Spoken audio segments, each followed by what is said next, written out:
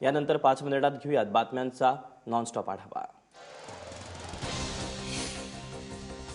Petrol पंपाद्वारे कार्डद्वारे petrol खरेदीवर अधिकचा सेवा शुल्क आकारण्याचा निर्णय बँकांनी शुक्रवारपर्यंत मागे घेतलाय। या संदर्भात लेखी आश्वासन मिळाल्यानं आता तुर्तास मुंबईतील पेट्रोल पंपावर तरी क्रेडिट आणि डेबिट कार्ड स्वीकारले जातील, अशी माहिती मुंबई पेट्रोल डीलर्स असोसिएशनच्या वतीनं देण्यात आली आहे। परदेशात आपण पासपोर्टचा रंग नाही तर रक्ताचं नातं पाहतो, असं वक्तव्य पंतप्रधान नरेंद्र मोदींनी केलंय। बंगळुरूतील 14व्या प्रवासी भारतीय दिनाच्या उद्घाटन कार्यक्रमात ते बोलत होते। दरम्यान भारतीय दूतावासानं नागरिकांना समर्पित होऊन 24 तास परदेशातील भारतीयांच्या सेवेत हजर राहावं, असंही मोदी म्हणाले। पंतप्रधान नरेंद्र मोदी यांनी घेतलेल्या नोटाबंदीच्या निर्णयाला रविवारी 2 महिने पूर्ण झालेत। 2 महिन्यानंतरही अनेक ठिकाणी नोटांचा तुटवडा जाणवतोय। स्टेट बँक ऑफ इंडियाच्या रिपोर्टनुसार हा चलन कल्लोळ 16 मार्चपर्यंत संपू शकतो। देशातील 4ही प्रिंटिंग प्रेसमध्ये नोटांची छपाई युद्धपातळीवर सुरू आहे, मात्र अद्यापही नोटांचा तुटवडा काहीशा प्रमाणात जाणवत आहे। राज्यातील 10 महापालिकांचा रणसंग्राम फेब्रुवारी महिन्यातच होणार हे आता जवळजवळ निश्चित झाले। राज्याचे मुख्य निवडणूक आयुक्त जयेश सहारिया यांनी नागपुरात याची माहिती दिली। मार्चमध्ये 10वीच्या बोर्डाच्या परीक्षा असल्यानं पालिका निवडणुका फेब्रुवारीतच घेण्यात येतील, असं सहारिया यांनी स्पष्ट केलं। समाजवादी पक्षाचा अजूनही मीच राष्ट्रीय अध्यक्ष असल्याचं मुलायम सिंग यांनी ठणकावलं। मुलायम सिंग पक्षाच्या लखनौच्या कार्यालयात आले आणि कार्यकर्त्यांची शाळा घेतली।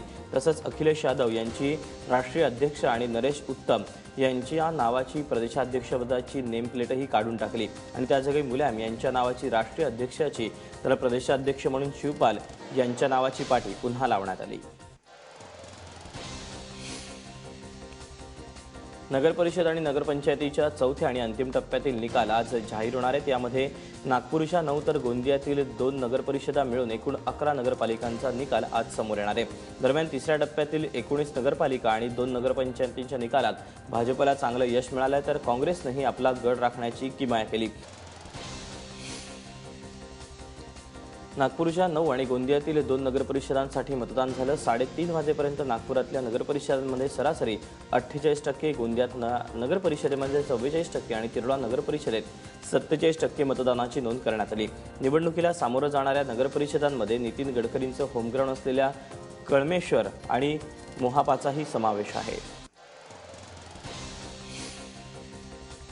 नागपूर जिल्ह्यातील काटोल नगरपालिका निवडणुकीला हिंसक वळण लागलं। काटोलच्या हेटी गावात भाजप आणि विदर्भ माझा पक्षाच्या कार्यकर्त्यांमध्ये वाद झाला। यामध्ये विदर्भ माझा पक्षाची गाडी फोडण्यात आली। विदर्भ माझा पक्षाचे नेते चरणसिंग ठाकूर यांच्या गाडीवर दगडफेक करून कारच्या काचा फोडल्या। या प्रकरणी भाजपचे आमदार आशिष देशमुख यांवर गुन्हा दाखल झाला आहे। मुंबईत कोकणवासीय काँग्रेस मेळाव्यात काँग्रेस नेते गुरुदास कामत यांनी मुंबई काँग्रेसचे अध्यक्ष संजय निरुपम यांना घरचा आहेर दिला। पक्षाचा जाहीरनामा तयार करताना आम्हाला विश्वासात घेतलं नाही, ज्यांच्या पुढे 2 कार्यकर्ते फिरकत नाहीत अशा लोकांना अधिकार का, असा सवालही कामत यांनी केला आणि ते मेळाव्यातून निघून गेले।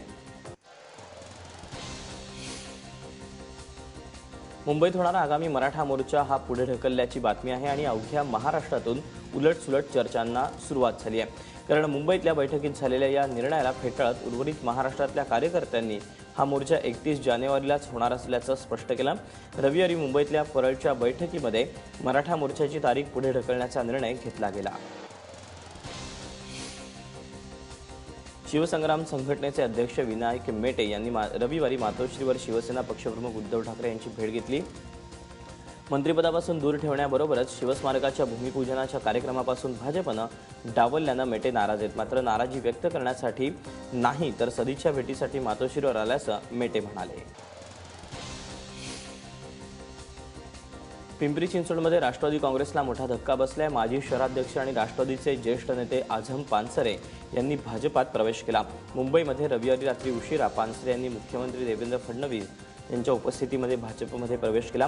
विधान परिषदेची उमेदवारी न दिल्यानं पानसरे नाराज होते। शरद पवार यांचे निकटवर्तीय अशी आझम पानसरे यांची ओळख। इकडे नाशिकमध्ये मनसेला गळती सुरूच आहे। मनसेचा एक तर एका अपक्षानं शिवसेनेत प्रवेश केला। त्यामुळे आता नाशिकमध्ये मनसेकडे 39 पैकी 13 नगरसेवक आहेत। मनसेच्या नगरसेविका सुमन ओहोळ यांच्यासह अपक्ष नगरसेविका रशिदा शेख शिवसेनेत आल्यात। तसंच राष्ट्रवादीच्या काही माजी नगरसेवकांनी आणि पदाधिकाऱ्यांनीही सेनेचा झेंडा हाती घेतला।